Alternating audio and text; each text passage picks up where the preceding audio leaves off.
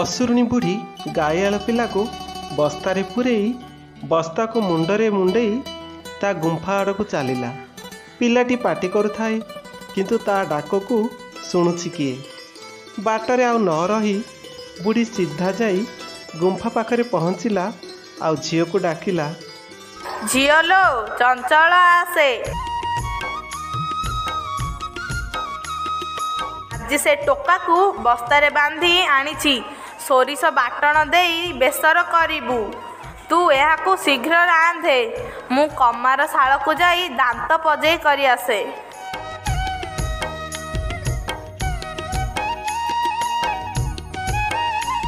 ତୋତେ କେମିତି ଜମ ଖାଉନି ଲୋ ବୁଢ଼ୀ, ମୋତେ ଛଟପଟ କରି ମାରୁଛୁ। ହେଉ ଦେଖେ ଆଜି ବୁଢ଼ୀ ବସ୍ତାରେ କ'ଣ ଆଣିଛି। ଝିଅ ବସ୍ତା ଖୋଲି ଦେଖିଲା ବଡ଼ ସୁନ୍ଦର ପିଲାଟିଏ ବସ୍ତା ଭିତରେ ଅଛି। ସେ ତାକୁ ଘରକୁ ଆଣି ତାଠୁ ସବୁ ଶୁଣି ନିଜ ଦୁଃଖ କାହାଣୀ ତାକୁ କହିଲା। ସେ ପ୍ରକୃତରେ ଜଣେ ରାଜା ଝିଅ। ତାକୁ ବୁଢ଼ୀ ଚୋରାଇ ଆଣିଥିଲା ଖାଇବ ବୋଲି, କିନ୍ତୁ ତା ସୁନ୍ଦର ରୂପ ଦେଖି ତାକୁ ଝିଅ କରି ରଖିଛି। ଏହିପରି ସମସ୍ତ କଥାବାର୍ତ୍ତା ହୋଇସାରିଲା ପରେ ରାଜା ଝିଅ କହିଲା, ସବୁ ବୁଝିଲ ତ? ମୁଁ ତୁମକୁ ଏବେ ମନ୍ତ୍ର ବଳରେ ମାଛି କରିଦେବି। ତୁମେ ଯାଇ ଏଇ ଚାଳ ଛପରରେ ଲୁଚିଯାଅ। ବୁଢ଼ୀ ଅସୁରୁଣୀ ଗଲା ପରେ ମୁଁ ପୁଣି ତୁମକୁ ମଣିଷ କରିଦେବି।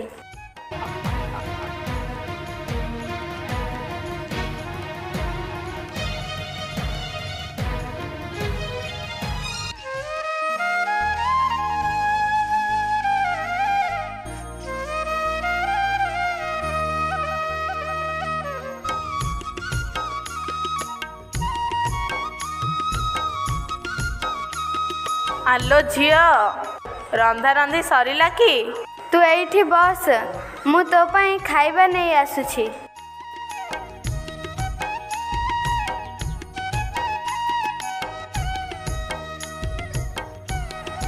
ଆଲୋ ଝିଅ, ଘରଟା କ'ଣ ମଣିଷ ମଣିଷ ଗନ୍ଧଉଛି? ମୁଁ ତ ଗୋଟେ ମଣିଷ, ଆଉ ଏଠି କିଏ ମଣିଷ ଅଛି? ମୋତେ ମାରି ଖାଇଦେ, ତୋର ପେଟ ପୁରିଯିବ। ଆଲୋ ମୋ ଝିଅ ରାଗିଗଲା ଲୋ। ମୋ ସୁନା, ମୋ ଧନ, ମୁଁ କ'ଣ ତତେ ଏକଥା କହିଲି? ତୁ ସେ ଟୋକାକୁ ରାନ୍ଧିଛୁ ତ? ତୁ ତ ସଙ୍ଗେ ସଙ୍ଗେ କମାରଶାଳକୁ ଚାଲିଗଲୁ। ମୁଁ ବସ୍ତା ଫିଟାଇବାକୁ ବସିଥିଲି, ହଠାତ୍ ଗୋଟେ ମହାବଳ ବାଘ ଗର୍ଜନ କରି ଆସିଲା। ମୁଁ ଗୁମ୍ଫା ଭିତରକୁ ପଳେଇ ଆସିଲି। ବାଘ ସେ ଟୋକାକୁ ମାରି ବଣ ଭିତରକୁ ନେଇ ଚାଲିଗଲା। ତୁ ଯଦି ମାଂସ ଖାଇବାକୁ ଚାହୁଁଛୁ, ମୋତେ ମାରି ଖାଇଦେ, ତୋ ମନ ଶାନ୍ତି ହୋଇଯିବ। ଆଲୋ ମା, ତୁ ପରା ମୋର ଧରମ ଝିଅ, ମୁଁ କ'ଣ ତତେ ମାରିପାରିବି? ତୁ ପରା ମୋତେ ସୁଆଦିଆ ସୁଆଦିଆ ଖାଇବା ଦେଉଛୁ। ତୁ ରାଗେ ନା ଲୋ। ସୁନା ଝିଅ, କ'ଣ ରାନ୍ଧିଛୁ ଦେ, ମୁଁ ଖାଇବି। ତୋ ପାଇଁ ମୁଁ ଆଜି କ୍ଷୀରି, ପୁରୀ, ପିଠା ତିଆରି କରିଛି, ବସ୍ ଖାଇବୁ। ମୋ ଝିଅ ଆଜି କେତେ ସୁଆଦିଆ ଖାଇବା ରାନ୍ଧିଛି। ମୋ ପାଇଁ ଏଇମିତି ସୁଆଦିଆ ଖାଇବା ରାନ୍ଧ। ତୋ ପାଇଁ ସୁନାର ନାନୁମାଳି, ସୋରିଷ ମାଳି ତିଆରି କରିଦେବି। ମୁଁ ଏବେ ଶୋଇବାକୁ ଯାଉଛି ଲୋ ଝିଅ, ମୋତେ ଭାରି ନିଦ ମାଡ଼ିଲାଣି। ଏମିତି କିଛି ଦିନ ବିତିଗଲା। ଝିଅର ସେବାରେ ବୁଢ଼ୀ ଭାରି ଖୁସି ଥାଏ। କିନ୍ତୁ ଦିନେ ଝିଅ କାନ୍ଦୁଥିବାର ଦେଖି ବୁଢ଼ୀ କହିଲା, ଝିଅ ଲୋ, କ'ଣ ହେଲା? କାହିଁ କାନ୍ଦୁଛୁ? କହ, ତୋର କ'ଣ ହୋଇଛି? ଭାଙ୍ଗି ଯାଇଥିଲେ ଗଢ଼େଇ ଦେବି, ହଜି ଯାଇଥିଲେ ଖୋଜି ଆଣିବି। ମୋ ସୁନା ଝିଅ, କ'ଣ ହୋଇଛି କହ, କାହିଁ କାନ୍ଦୁଛୁ?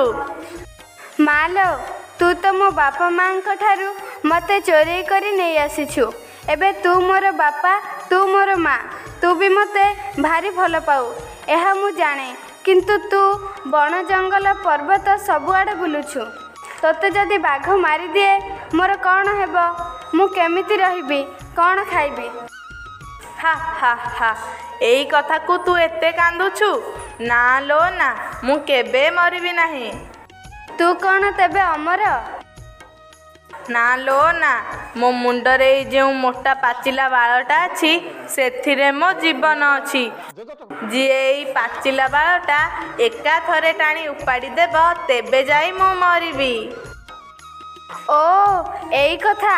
ଯାହା ହେଉ, ମୋର ଗୋଟେ ବଡ଼ ଚିନ୍ତା ଗଲା।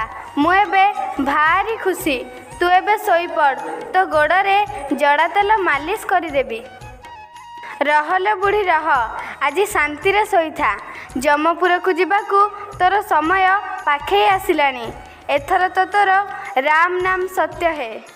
ତା ପରଦିନ ବୁଢ଼ୀ ବଣକୁ ଗଲା ପରେ ରାଜା ଝିଅ ମନ୍ତ୍ର ବଳରେ ଗାଈଆଳ ପିଲାକୁ ମାଛିରୁ ମଣିଷ ରୂପରେ ପରିଣତ କରି ସମସ୍ତ ଘଟଣା କହିଲା।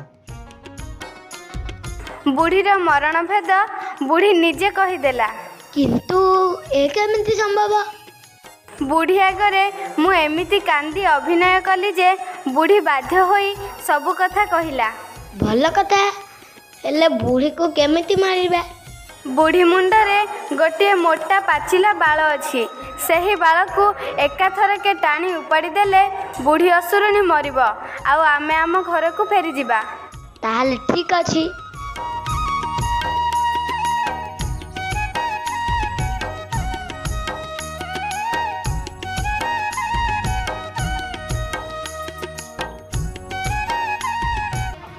ଶେଷରେ ରାଜା ଝିଅ ମନ୍ତ୍ର ବଳରେ ପୁଣି ଗାଈଆଳ ପିଲାକୁ ମାଛି କରି ଲୁଚାଇ ଦେଲା।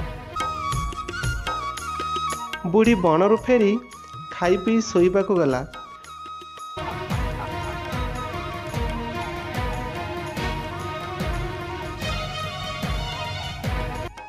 ଗାଈଆଳ ପିଲା ଆସି ବୁଢ଼ୀର ଜୀବନ ବାଳ ଏକାଥରକେ ଟାଣି ଉପାଡ଼ି ଦେଲା। ବୁଢ଼ୀ ରଡ଼ି ଛାଡ଼ି ହାତେ ଜୀବ କାଢ଼ି ମରି ଶୋଇଲା। ତାପରେ ରାଜା ଝିଅ ଗାଈଆଳ ପିଲାକୁ ନେଇ ନିଜ ରାଜ୍ୟକୁ ଫେରିଲା। ରାଜା ଗାଈଆଳ ପିଲାର ସାହସ ଦେଖି ତାର ଓ ତା ମାଆର ଭଲରେ ରହିବା ବ୍ୟବସ୍ଥା କଲେ। ତାକୁ ପାଠ ପଢ଼େଇଲେ, ଯୁଦ୍ଧ ବିଦ୍ୟା ଶିଖେଇଲେ ଓ ବଡ଼ ହେଲା ପରେ ତାଙ୍କ ରାଜ୍ୟରେ ସେନାପତି ପଦରେ ନିଯୁକ୍ତ ଦେଲେ।